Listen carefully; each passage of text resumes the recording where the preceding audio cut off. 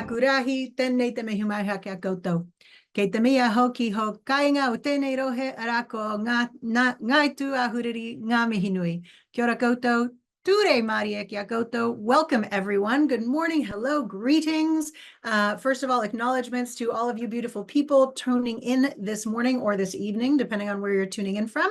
I would like to acknowledge Mana Whenua of this spot that I am broadcasting to you from. That is Ngai Tua Huriri. Thank you to them for their manakitanga, for their care of us, of this land, and for welcoming us here to Aotearoa. Right, my name is Kaila Colbin, ko Kaila Colbin aho. I am the founder and chief executive of Boma. We're going to jump right into the reason we are all here today, and that is our semi-annual Signals from the Future session with Melissa Clark-Reynolds ONZM, my absolute favorite futurist, one of my favorite futurists in Aotearoa. And the thing I love so much about Melissa is that you never know what you're going to get. It's always surprising. It's always intriguing. You know, there are some people who have like a hypothesis that it's like exponential tech and the singularity is coming and that's it. And we're just going to repeat that. But Melissa is always coming with something new. So I cannot wait to hear what you have to say this morning. Melissa, haere mai, welcome. I'm going to turn it over to you. Oh, kia ora mai tātou me kia koutou. Thank you. And thank you for everyone. I know there's people all around the world today. Thank you for my colleagues from Cultivating Leadership that are here. I know there's a few of you. I could see this morning people coming in from Europe and the US as well as New Zealand. So thank you so much. Well, I'm just going to leap right in here. And we do this every 6 months. It's just been an absolute joy doing it. And some of you may know, well, some of you have asked me over the years, you know, how do I keep track of all of my signals? And so I use a thing called Pocket, and I'm just going to, I don't have any financial relationship with them, but what's great about it is it has an extension on the browser, and I tag things, and then I go back and I think I'll use this in the next Boma signals. And then I have this ridiculous amount of great material. So I try not to theme these, though I've discovered that as I look back over my slides this morning, AI just seems to be on everybody's lips. So you'll notice that there's a bit of discussion about AI this morning. And I love this from Marina Gorbis from the Institute for the Future. And that was where I did my first futurist training. And I've trained since then at the School for International Futures and also with Sahel and Ayatollah. And I'm currently doing the Natural Foresight program in the US. But I like this idea that as futurists, we look for these signals, and they're small, often weird things, and we wonder where they might go 10 years down the road. And I've been a futurist almost for 10 years now, and it's interesting to me as I see these patterns develop, things that I think, oh, I wonder if that's going to turn into something. And some of them don't, or some of them might take 20 or 30 years to turn into something, and others just seem to pop like that. And I know Kaila talks about this, but I also talk about this idea that things are slowly, and then suddenly.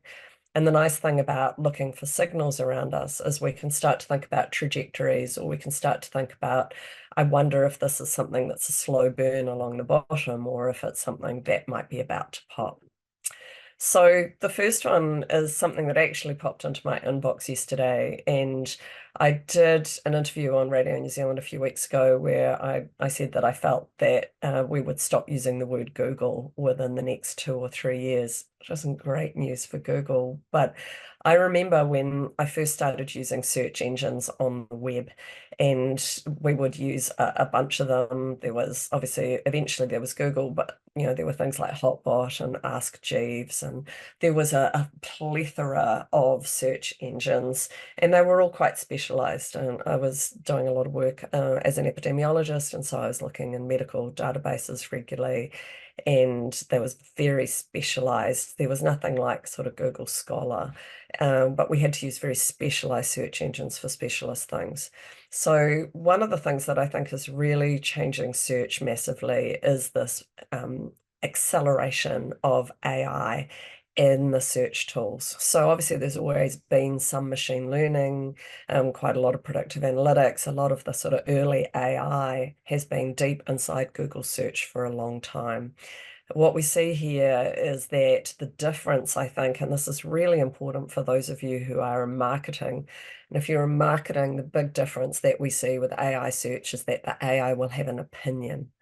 And this is important for us to think about. So we've seen this big era of SEO and SEM and, putting all sorts of code words into our websites so that Google indexes them well. And what we're really starting to see in this new search era is the ability for search to work out what you are actually wanting. So I don't know, if a kid is Googling caves for some reason, are they really just vaguely fascinated in caves, or have they always had a thing for bats? And should the search engine now be serving up, here's a whole interesting for a 10-year-old piece of analysis on what bats eat, why they live in caves, which caves they're in, whether you can go to a cave near your house to see them. And so this idea of, instead of just popping out with the top 11 million search items for caves, Google has been getting better and better at making sure that we, target the answers to what that person might be looking for. But with Search GPT, I'm really expecting to see very short summaries at the top of the search that tells me what it thinks I was actually wanting to know. I've just been looking, my best friend has moved to the Caymans, and I was trying to deliver flowers and a vase to her, and I couldn't find one site that would do the same thing. And I can imagine that within really a very short period of time, certainly before her next birthday, ChatGPT will tell me how to get the two of them combined, how to get them delivered on the same day, and the most reliable people to do that, which is very different to the way we have search now. But also understand, for marketers, it means that content marketing is king. Content marketing will never be more important than it is today. And what I mean by that is that you need to now be able to be indexed in a way that says, hey, here's what was useful about bats and caves, rather than just, well, here's all the cave systems near me, or whatever that might be. So it's going to change the way that we do website design in very strong ways. And it's going to change the way that we market quite intensely, just like the big growth in SEO and SEM did. So my next one here is about how we train AI, and this is quite a disturbing story. I've put all of the links into a final page, so if you want the PDF of all of this, it's got my links in the back, but I do give you a trigger warning on this one. There are armies, as it were, just huge volume of low-paid people sitting in underdeveloped countries that are reading graphic content and feeding it into AI systems. Some of it so that people can find that content, so they can find the porn they're looking for. Some of it so that people don't accidentally put in Google Caves and end up with some other version of a cave. But so these large teams of people being paid cents in the hour in order to feed the AI that is out there. And I don't think we necessarily stop. We've had a lot of discussion lately, and I've been in quite a few meetings that talk about the energy cost of AI. So I've been told that a regular Google search versus a ChatGPT search, the ChatGPT search apparently has 25 times the energy use of a regular Google search. And but we haven't necessarily been talking about what the human cost of our AI is. And I think that these discussions are going to be had. We think about ESG, we're not just thinking about green, we're thinking about, who made these products. And so just as we've had big discussions about what it is to work in a lithium mine, what it is to have the labor toll that has made our phone batteries, what is the labor toll? What is the toll on human beings, and what have they been paid, and what are their working conditions to have trained our AI? On that same theme of AI, I sent this one to Kaila, and I think I can't remember how many minutes she thought it would be before it was cracked, but let's say 20 minutes before it's cracked. So this is, some of you might remember Teddy Ruxpin's from the 80s. It was a very cute little bear that you could put a cassette tape into, and the snuggly bear would read a kid a bedtime story. And this is a logical extension of those Teddy Ruxpins in a sense back from the 80s. So here what we have is an animated teddy bear, uses ChatGPT to generate children's stories. I have such mixed feelings about it. I feel like what it is that makes kids secure with the bedtime story is the snuggling up with an actual warm human, and the love of the story is as much the love of the snuggling up with a parent or a grandparent or a friend or anyone who's doing that. And so, here, and I also get it, I have two children. There are times when I've been exhausted, and I certainly read them a story and then put them to bed with a tape deck or a CD or something to read them another bedtime story after I went to bed. I also know how much children love stories that are created for them. And so this idea of being able to tell stories that has their name in it, this is a logical extension of those. You can buy those printed books where you fill in on a website, there are 5 or 6 facts about the child that you put in, and they create a story. My grandson has one that is all about some aliens landing in the Hackney Marshes in London. And you can see that this is a logical progression from that.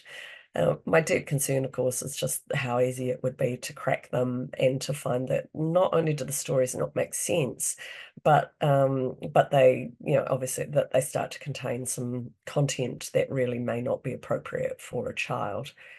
Now, if we think back to fairy tales, there's a lot of content in fairy tales that in today's world, we wonder if those are appropriate for children. So I'm curious as to what you think. I'm really interested in having a discussion about this, whether it's here or whether it's on LinkedIn. And I'm not a Luddite, as you know, but I have some deep concerns about how this will play out. I think there are things here that could be lovely, but I also have some concerns that this could go very, very strange.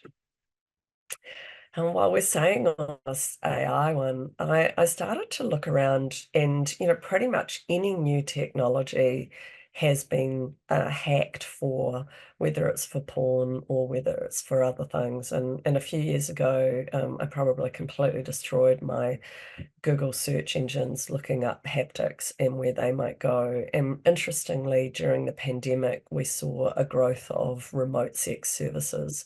So when the sex trade was unable to work in person, we saw quite a growth in technology-enabled remote sex.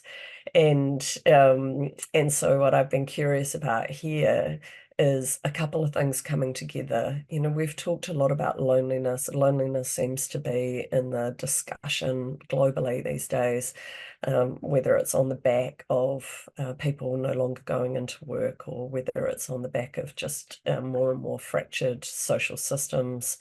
But curious to me that AI girlfriends are so much more popular than AI boyfriends.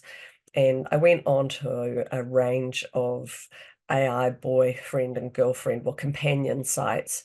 And what I found really interesting is that they are entirely driven by the male gaze. And so even when people are looking for AI boyfriends, they're very much around what I would call a male gaze for those boyfriends. And interesting to me how we've seen coming together kind of this robotics, people with doll girlfriends, and we've seen the growth of that, whether it's in popular movies or whether it's in real life. And then on top of this, AI, whether they're assistants or whether they're companions, whether you want them just to talk to you in a friendship way or whether you want them to talk dirty to you, this growth of this is very interesting to me. And there's been quite a bit written about how the voices of many AIs have been given a female voice. And part of the reason that they've been given a female voice is that people feel so much better bossing women around than they do bossing men around. And so what we see is that, whether it's Siri or Alexa or others, it's acceptable for us to talk to a woman in a very direct way and to tell her to do something for us. But there's a whole lot more social anxiety around speaking to men that way, whether it's men speaking to men or women speaking to men in that way. And so I'm very curious about the deep sort of underlying societal patterns that lead us to a few of these. So, why is there no Alexa or Siri type option out there that has a man's voice? And we have to find the answers for that in anthropology and sociology. And then equally, if people are lonely, interesting that again, from a sociological and anthropological point of view, we literally reach for a woman. And then if we're designing that woman, what does she look like? And given that it's primarily men who do this, and we know that women have deeper social connections in general, we also know that one of the reasons that men's life expectancy is lower than women's is their lack of social connection. And so there's a whole lot to unpack in here. And so some of you might think, gosh, you're reading a lot into a single signal, but I am reading a lot into a single signal because I think one of the most important pieces of my work as a futurist is to think about this as a spider web or a net, and to think about these signals as just one node or one knot or one little shimmering piece of that spider web, and then thinking about all of the connections that might go with that. And some of them seem coherent and some of them don't. And I think if we try to tell a single narrative, we really miss the point. And so to me, so much of the point of working as a futurist is to enable people to be resilient for whatever future might occur, not just the future that they'd really prefer. And so I am truly of the belief, and some of you heard me say this before, that the present is messy and contradictory. There is no single present out there. My present is not the same as your present, is not the same as the present for Kenyan workers who are feeding AI, or for people who might be programming their AI girlfriend. And so the future is messy and contradictory too. So the next one I want to talk about is also related to relationships. And I've been collecting signals now for probably the last 5 years about governments getting concerned about young people not having babies. And these governments may be I've got some from Italy, I've got some from France, I have some from the UK, I have a bunch from the US. And then Latvia, right across actually Eastern Europe. And so it's a global thing that we've known for a long time that if women get educated, they have less children. Now, there's a few things here. The survival rate of their children goes up, and maybe not in all economies. The US has very high levels of maternal death, particularly for African Americans. It is a disgrace, the level of maternal death. But on top of that is the numbers of neonatal deaths. And so for a Native American woman, she has 500 times the US average in terms of a child dying either in childbirth or soon after. And so we have these very different, even in highly developed economies, very different birth experiences and drivers to why women have babies. But then on top of that, what we have is these societal issues. So, I've been discussing this with a bunch of young people lately, and I said, is it an existential thing? And pretty much every single young person I've talked to, so in their 20s and 30s, who have either made the decision not to have children or are deferring childbirth, what they say to me is that it's not the state of the world, it's the state of the economy. They really wonder if they can provide the kind of life they would want to provide to their children. They look at the instability in the job market. They look at whether or not interest rates are affordable. Can they get into the housing market? And I found it really interesting talking to these young women, and it's a global conversation. So fascinating to me that here in Tokyo, what we've seen is that they consulted young people, and the answer they said was twofold. One was that they used to meet people at work and they don't go into work anymore. And if they do go into work doesn't have the same kind of social functions, doesn't have the same sports teams, doesn't have the same sorts of activities that the workplace used to provide. And then on top of that, this high cost of living has really driven a bunch of their decision making. Interesting to me that Tokyo's response is to set up a dating app. So Tokyo City is launching a dating app to try and match young people to each other. fundamentally doesn't seem to deal with the issues as to why they don't want to have children. And I'm not at all arguing that people should want children. And again, what's fascinating to me is this whole debate that's going on in the US around the elections, and the lack of compassion for people who may be infertile and who don't, do want children but are unable to, who are perhaps what's called socially infertile, which is that they never really met the right person to do it with. And then what we also see, and if you haven't watched it, there's a current Netflix documentary out about the man who has 1,000 children, and what is it to be a sperm donor in today's world. So I know there's a lot, again, out of one signal, but I'm very curious about this, and I'm curious about what it is that countries are doing because they see it as a problem, whereas I would suspect that the young people I've been speaking to, they see it as an opportunity to live a different kind of life. And what might that mean? What is it to be truly fulfilled, and for that not to be, actually anybody else's business. And so there's a bunch of cultural signals that are playing out in here. We see some countries paying baby bonuses, but ultimately, the countries that have tried almost everything, including the Scandinavian countries that have fantastic childcare and post-birth benefits, none of those have actually moved the dial. And so I'm curious as to any of your thoughts about this. I'm curious as to where it goes. And I really genuinely don't have any answers. I just have more and more questions. We see AI pretty much everywhere these days, and this one just deeply amused me. AI recipes are all over my feed. If you're on TikTok, it feels like AI recipes are just everywhere. Some of them are disgusting, and there are channels that are just making AI recipes and mocking them. Seems to be quite a fun thing to do. Pack and Save had a bit of a mare, as they say, and they put up a recipe generator, and it came up with this thing called aromatic water mix that turned out to be chlorine gas. So they've had to shut that down and really limit the ingredients that you're allowed to put into the bot. But again, just it's a phenomenon. It's a bit of a gimmick, but I'm seeing these everywhere in my feeds at the moment. Having on that cooking theme, this is a food influencer guy, Andrew Ray. He's got a wildly popular YouTube channel called Binging with Babish. And what he has done is he has launched a cannabis-infused, THC-infused sugar.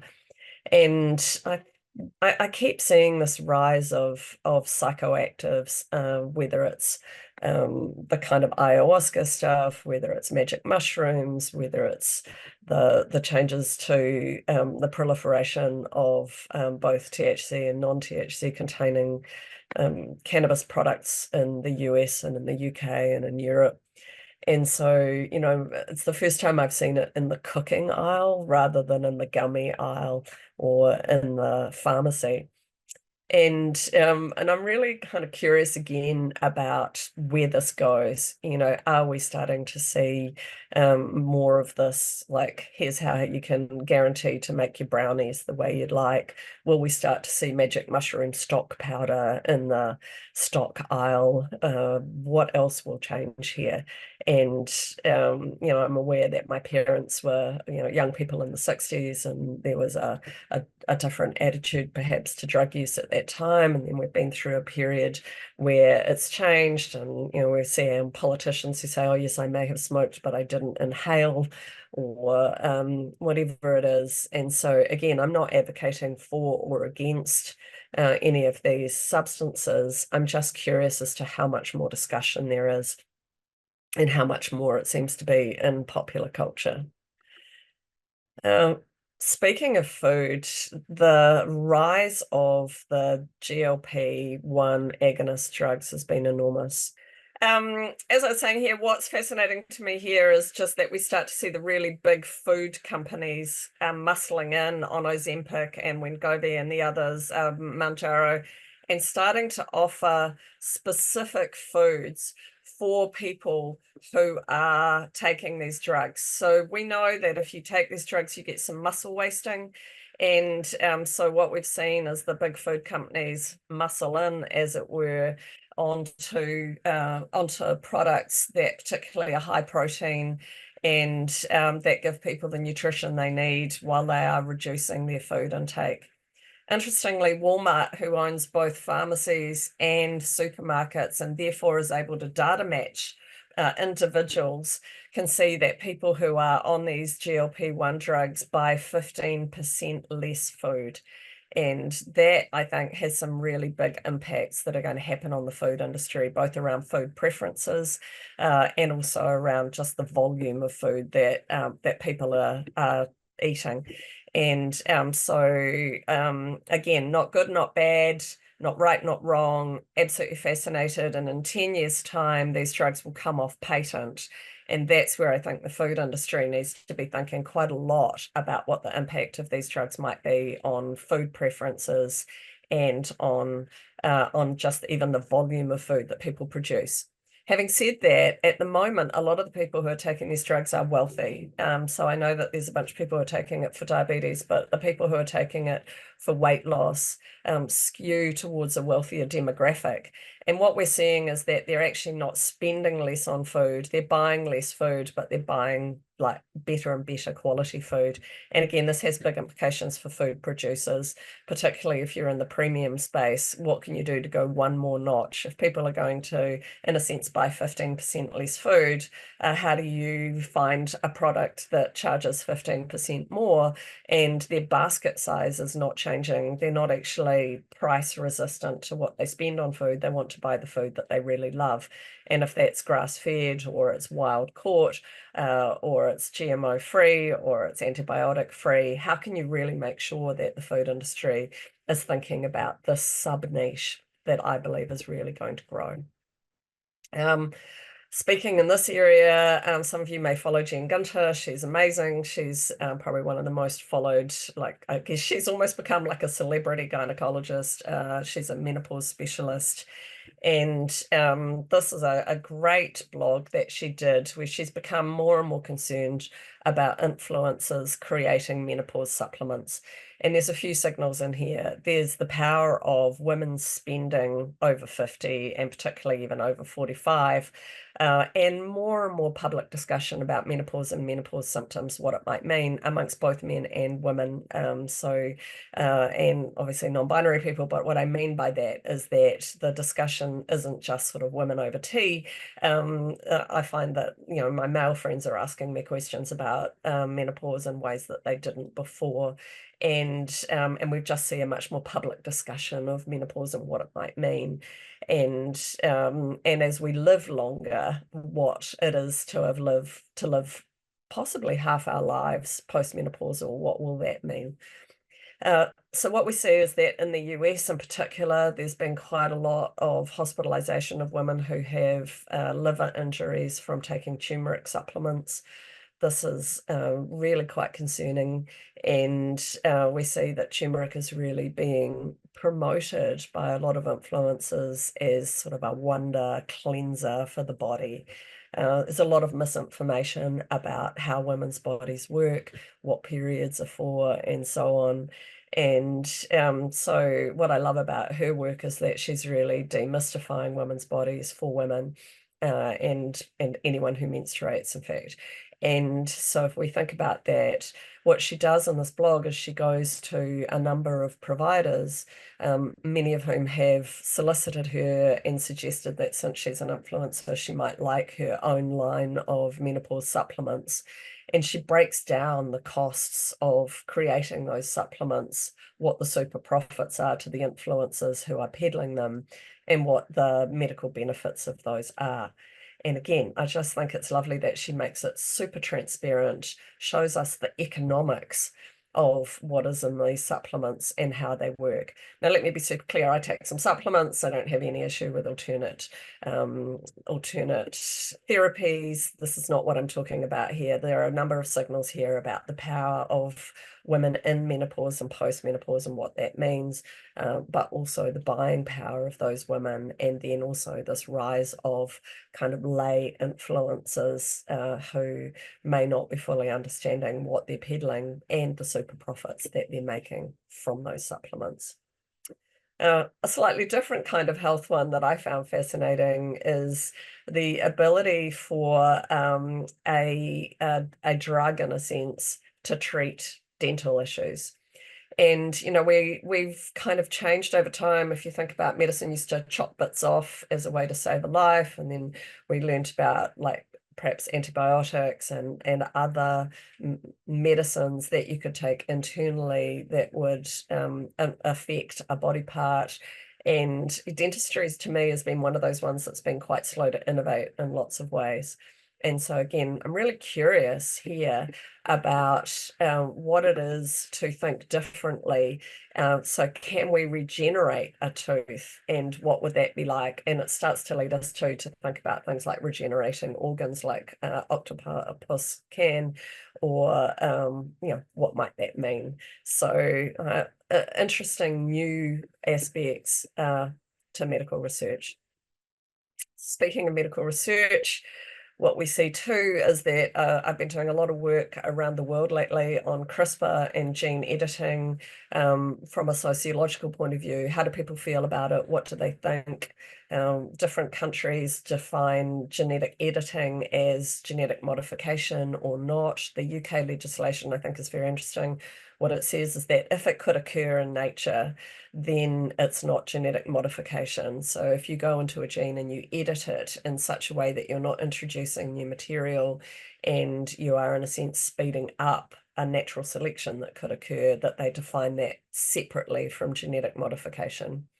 Now, a number of countries are further ahead in animal research in CRISPR than others. New Zealand is quite well advanced in understanding the genomes of crops in particular, and apples and kiwi fruit and a few other foods, plant-based foods, but Australia and some other countries are much further ahead in understanding the genomes of animals.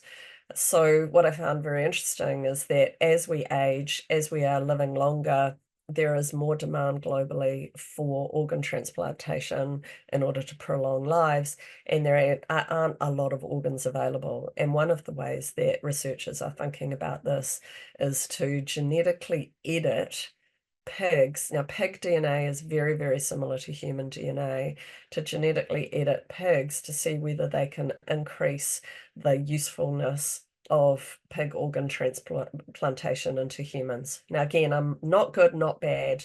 I know some of you are vegetarians and you'll have issues with us, you know, raising animals for organs, just as there are, you know, ethical concerns around eating animals.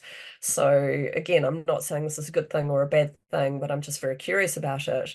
One of the other patterns that this coincides with is, particularly in the US, we've seen the because of climate change, and we've seen this growth of allergies to meat that have arisen out of being bitten by ticks. And it's becoming fairly widespread in the northeast of the US to have these ticks, and some people who are bitten by them become allergic to red meat. It's curious to me that the genetically edited bacon bypasses whatever that histamine response is in the people who have it to other red meats. So don't know where this is going. Again, remember, with signals are those things that you kind of go, now that's weird. I wonder where that's going. And it's not just random weirdness. You can see how it fits into a pattern of life expectancy, climate change. You could put this in a node of multiple signals and wonder how it might interact in the future. So part of why I spend this time thinking about signals is that we live in an era where knowledge is more available to us than it's ever been before. Many of us live in countries where our education system is still obsessed with teaching knowledge and testing that knowledge. And some of us live in countries where it's very child-centered and we encourage children to play and explore and learn. And what I would just sort of leave us with is that this idea of wonder. How do we stop in our daily lives? Reading the New York Times this morning, there was a signal I wish I'd put in, and I'm going to put into the next one.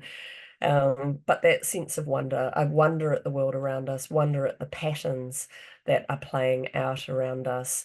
And then how do we really take that wonder into our daily lives? So thank you, Kaila. Thank you for everybody. And I'm really curious now to see what's in the Q&A. I see a few things have popped up, but I haven't distracted myself by looking at them. So over to you, kia koe. Thank you so much, Melissa. Fascinating as always. So much food for thought. I took so many notes. I'm just going to touch on a couple of my own thoughts because I've got the mic before we go to the Q&A. We do have a bunch of really good questions in there. Team, feel free to continue to submit your questions, and we will get to as many of them as possible. I had a thought on your AI teddy bear. The storytelling teddy bear, and similar to the use of AI companions. And the first thing I would say is, if someone is suffering from loneliness and they derive comfort and connection via an AI companion, more power to them. I have a struggle, particularly for children, in that when we have human relationships, one of the things that is so valuable from human relationships is the friction, is the process of disagreeing, working through it, figuring out how to be wrong, how to accept someone else's viewpoint is dramatically different to your own. And you and I have been through some real challenges together, and it's made our relationship so much deeper and so much stronger. And of course, with AI, the customer's always right. So it was just an observation or a thought that I had. Love that. I really love that. And then you kind of go, okay, so then do you program in, does the AI girlfriend, like, do you program in a fight?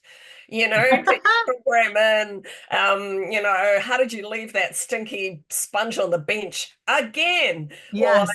I love that there's that thing about, in a relationship, there's one person who stacks the dishwasher like a Swedish architect and one like a raccoon on meth. Like, do Yes. you end up programming that into the AI so that you have some of that friction? Yeah. Just really fascinating where that might go. And I agree with you. I think that kids need to have a bit of fight with each other, repair, fight, repair, fight, repair. Everybody needs that. It's like in the Matrix, the Borg, or whatever the name of the agent's thing is, the first iteration they made of the Matrix was like a utopia, and people couldn't stand it, and they had to create a version of it that was, bitter and trouble and strife and everything. Another comment I had, another signal for you, perhaps. You were talking about Dr. Jen and, demystifying women's bodies. Of course, there's a fantastic global campaign that was started right here in Aotearoa from Rebecca Soden called Correct the Internet, where, if you ask Google who scored the most goals in football, it would say Cristiano Ronaldo, but it's not Cristiano Ronaldo, it's a woman. There's a new campaign that I just saw the other day from Knix, which is an underwear company, with Megan Rapinoe, where Knix is offering to pay athletes, female athletes, $1,000 every time they mention their periods in press conferences or to the media. And what they're trying to do, what they found, is that 1 in 2 girls will skip sport because they're on their period. And they're trying to normalize that, we have periods and it's okay to go and, engage in your sport. And this is a thing that the top athletes in the world cope with as well. And there's, it's kind of normalizing all of that. I love that. I love that. All right, let's get to some of these great questions that are coming through. I'm going to start with David Parsons, who was first in, who shared a comment that surely a falling birth rate is in the long term a good thing for the future of humanity in the absence of impossible endless growth. It's tough in the short term, but thoughts on, is it good in the long term? Look, I always think it's too soon to tell, right? Everything is too soon to tell. And more what I'm curious about is the anxiety that people seem to think about the falling birth rate. So yeah, I grew up in an era where I remember being taught about population explosion and Alvin Toffler and all sorts of stuff as a kid, and that the world would collapse. And I do believe that we can't have endless growth. Any organism that has endless growth dies. It doesn't matter what it is. So I'm not keen on endless population growth. What I'm curious about is the gnashing of teeth, and the time it seems to come at the same time as the regulation of body autonomy for women, whether it's a discussion about you must have more babies or you can, but you can't. Do you know? And what I found fascinating about that movie I mentioned, well, it's a 3-part series I mentioned about the man with 1,000 kids. What they say in it, and I don't know if it's true, I've been meaning to go back and look, is that it's the first court case in the world that regulates male bodily autonomy. Wow. That's really And fascinating. particularly with regards to reproductive rights. And I just found that fascinating. So I don't know, good thing, bad thing. Personally, I probably think that we don't want to be exploding population the way that we have, but I'm curious about the society signals around it. Yeah, and to your point about, there are so many, we're dealing with a web and it's one node and it's connected to so many other things. Of course, if for the planet, maybe we're better off with fewer people. And if we have fewer people, we end up with this kind of inversion of the social safety net. And do we have enough young people to support our old people? And so there are always so many layers to these kind of thoughts. I'm going to move on to Natasha Lewis, who says, in addition to income security, we also need housing security as young people in Aotearoa. What do you think of capital gains tax and rental protection laws like those in Europe? Oh, I'm all for them. Yeah, there you go. Unqualified, yes. Excellent. Okay. Sue McCabe, kia ora, Melissa. Great presentation so far. Thank you. She says, many of the things we've heard so far are worrying/negative. I'd love to hear the biggest positive opportunities for humanity that you see in your future signals. Oh, wow. That's interesting. I need to reflect on what is positive or negative. I come back to that one about, I think, too soon to tell on all of these. I think that women, for example, the openness of people, not just women, but people with uteruses or people who have periods or people who go through menopause, that the openness of that discussion is a huge positive. I see it with my own daughter, and discussions with her friends about, all of the options, and the options available for managing periods are so much better than when I was their age. I think all of that is great. I also think that the discussions around fertility, so giving people more choice, whatever their choices are, they choose to try fertility services, access to those. I think that is all highly positive. Again, back to bodily autonomy. I am really looking forward to AI search. I'll be signing up for it. I have signed up. That was me on the sign up list. It reminded me when I first signed up for Google, they didn't really have their servers weren't big enough. And you could invite 10 friends, and then eventually you could invite 50 friends. And it felt kind of exciting to have a Gmail account.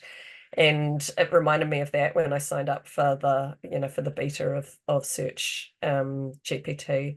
I think that is all positive. I think it's really positive.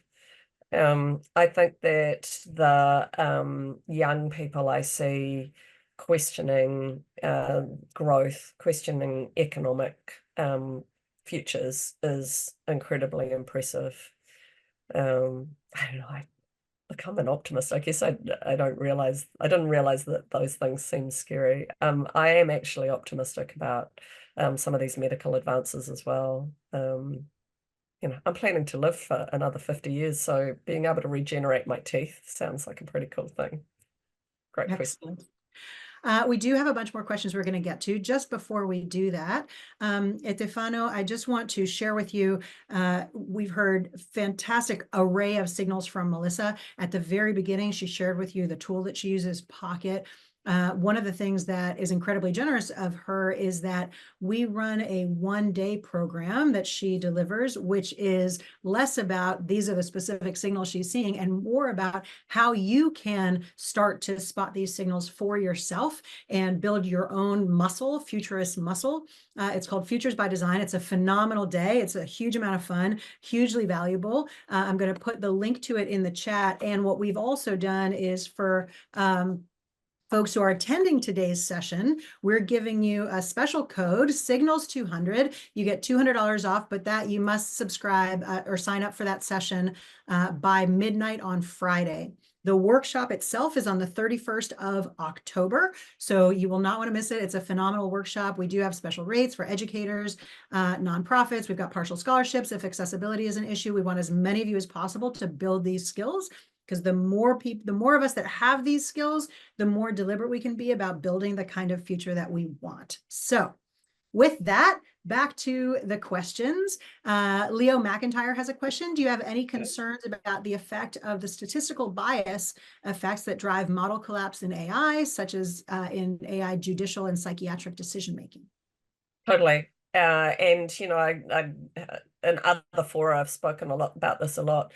You know, there are not enough women in AI. There are not enough non-binary people. There are not enough people of color who are working in AI. And when you think about these sort of factories that are training AI, they're largely training AI based on parameters set by some white guys in Silicon Valley, and that really bothers me. Many of you will know or heard of the story that, you know, when Google first released its AI image tool, it mislabeled African Americans as gorillas, and it broke my heart when I read that. And they took the tool down, bless them, but there is a long way to go. And part of that is that we just have to have the diversity of the people working in the field and changing those stories. Again, I was on national radio the other day talking about just the ways that we've had the bias right from Kodak days in terms of color grading to kind of find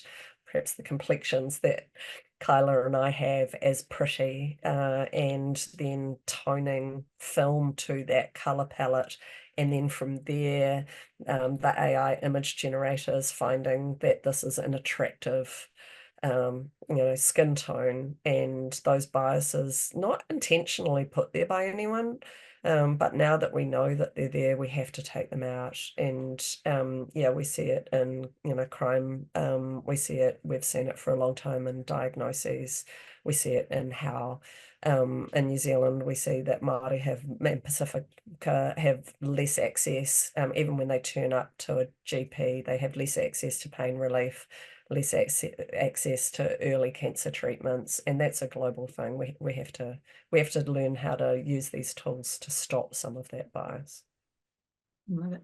We have a comment here from Tasneem Gould, who says, I love that women's health issues and viewpoints are starting to be a part of mainstream conversation, although a bit shocked with your revelation about the reason for a female persona for AI assistance.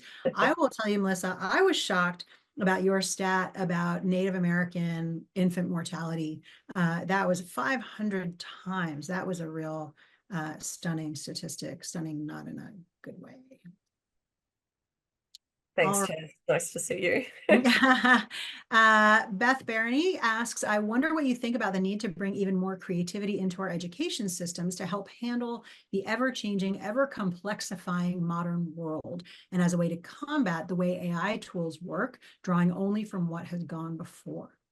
I mean, I could do like a whole 8 hours on that one. Thanks, Beth. For those of you who don't know Beth, she's a science fiction writer and a futurist, someone that I love and admire. And yes, I just think now this is the era where our education systems need to teach us reasoning, the ability to tell truth from fact, the ability to, and then deep creativity, you know, this loneliness, all of those things, you know, there is separation from self and as well. And so how do we really enrich our young people's lives by, you know, art and macrame and gardening and joy and those deep conversations that Kaila was talking about, a lot of that can also be resolved through art and provocation, and we need all of those tools in the future. So, you know, yeah, I could do hours on that one. Thank you.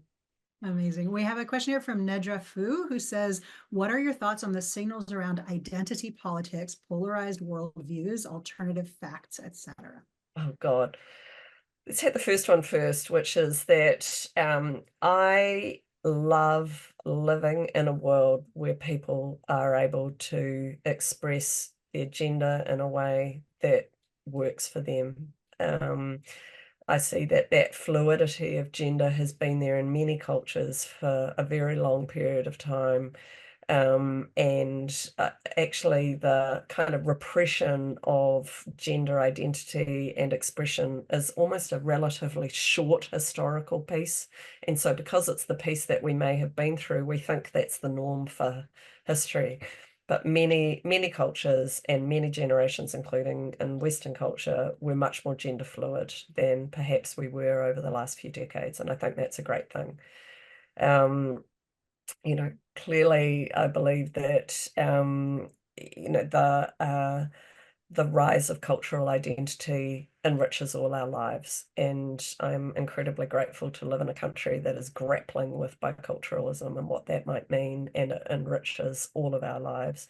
So that piece, yes, there's what we could say in New Zealand, some raru along the way. There's some conflict along the way. What concerns me, and I think a really good, like a signal if I'd had more time, or I hadn't already finished off, might have been the Last Supper discussion that's come up over the Olympics the last few days. And what I found so fascinating about that is, you know, I purposefully follow some people I wouldn't think I would agree with on various social platforms. And on my Facebook page, I posted a post from a Baptist preacher, and I'm not naturally someone who might follow a Baptist preacher. And she wrote a fantastic post about the Last Supper, about Jesus, and how you know, this kind of how quick we are to be offended by things. And I think that again, tolerance and teaching tolerance is just such an important thing. And you know, I don't want to make this a party political broadcast, but I'm grateful to live in a time where it's out in the open too. When I first joined the workforce and I was always the only woman in the room, it wasn't out in the open. Sexual harassment that many of us have suffered wasn't out in the open and wasn't something you could talk about. The racism in the workplace wasn't something that was really overt, it was hidden. So it's not a good space to be in necessarily, but the fact that it's out in the open means it can be grappled with. So good thing, bad thing, too soon to tell, right? Thanks for your question. Yeah. All right. We have time for just about one more question. Carrie Griffiths asks, are you seeing increasingly greater divisions in healthcare for the wealthy, better care available, but only for the rich? Totally. And I see the GLP-1 agonist drugs exactly in that. The counties in the US that the highest number of prescriptions are for those are Orange County and New York City. They are the thinnest, wealthiest counties. And so, you know, we see this division and we've seen it for a long time. I watch a number of healthcare signals, things like a kind of concierge doctors. So the ability perhaps for a family to spend 40,000 a year, and between them they subscribe. It's like fractional ownership of a GP, a fractional ownership of a family doctor, for example. There are a bunch of these business models that I've found emerging for the wealthy. You know, we see the same, and whether it's access to experimental drugs, to drug trials, and so on. So I think that we will see that it's part of the business model of the health system, and we've probably always seen that. So the piece that concerns me is when people don't see the privilege that they have in being able to access that over and above someone else. And I guess the other signal that goes with it has been the rise of crowdsourcing. So we've seen the growth in you know, those crowdsourcing sites where people crowdsource for their cancer treatment, or we crowdsource for the survivors of children. I was looking at one today where there's a mother has died of influenza A in Wellington, and the father is in hospital fighting for his life, and there are teenage children, and there's, you know, a fundraising campaign to look after these children now. And they're no different in a sense. The old days, the village would have got together and helped to pay for some drugs, or helped to pay for families, or taken those kids in. We just now can do it on a global scale. And so there are some advantages as well. Yeah.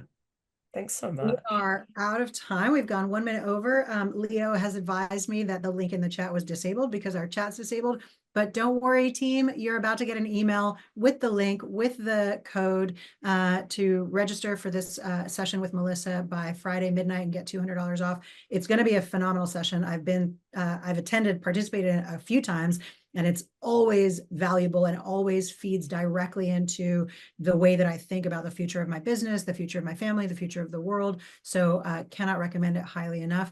Melissa, thank you so much. You have once again delivered the gold. So much to contemplate. I'm sure we could have kept talking for hours. Thank you, everyone, for tuning in. It's been lovely to see you today, and we will look forward to seeing you at Futures by Design on the 31st of October. And if not there, or even if there, at our next Signals from the Future in around 6 months' time. Kia ora koutou. Thank you so much for tuning in. Kia ora. E pai tara. Ka kite.